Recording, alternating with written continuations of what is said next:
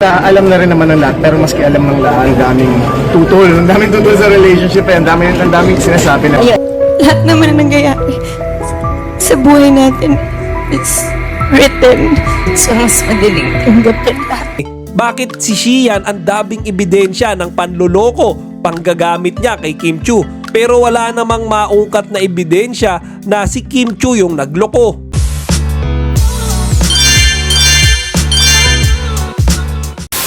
Magandang araw mga kachika! Rigel po ulit ang inyong Chika Patrol.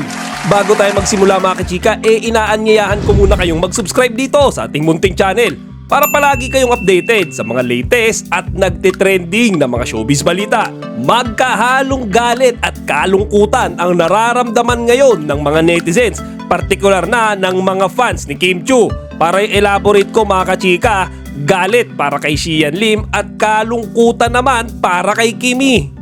Yan ay matapos sumabog yung mga sagot ni Xian Lim sa kanyang interview sa Square Mag. Ayon mga kachika kay Paul Giancana, yung nag-interview kay Xian, direkta nang umamin si Xian Lim tungkol nga sa relasyon nito kay Iris Lee. Alam na rin naman ng lahat, pero maski alam ng lahat, ang daming tutol sa relationship, ang daming sinasabi na. Lahat naman na nangyayari sa buhay natin is written sa mas madaling tanggapin lahat. At matapos ko nga mabasa mga kachika, etong pagtatapat na ito ni Xian, wala akong ma-feel na any remorse or regret sa kanyang mga statement.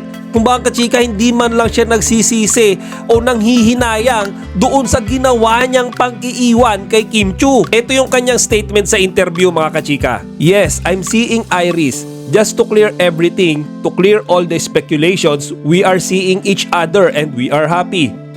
Una sa lahat, Iris is a talented filmmaker. She's my producer and she's also my creative partner. Di ba mga kachika?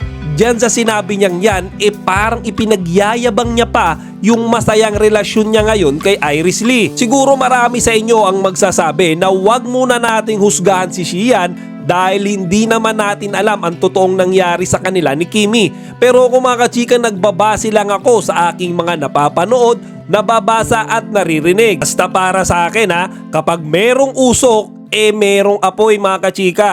Ngayon wala naman tayong narinig o napabalita kay Kim Chiu na nakarelasyon, di ba mga kachika? Samantalang kay Xian, ang daming binabato ng mga, alam nyo yun, mga pictures, mga balita tungkol sa relasyon niya kay Iris Lee. Ngayon mga kachika, dun pa lang makikita na natin bakit si Xian ang daming ebidensya ng panloloko, panggagamit niya kay Kim Chiu. Pero wala namang maungkat na ebidensya na si Kim Chiu yung nagloko.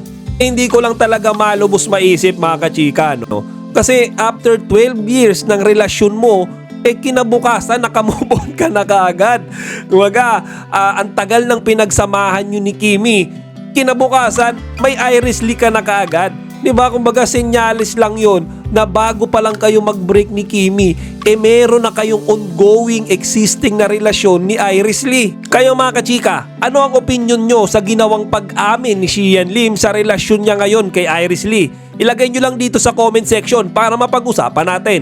Chika Patrol signing out. Kachika, huwag niyong kalimutan mag-like, comment, and subscribe. Para sa iba pang mga celebrity news, i-click lamang ang mga videos na ito.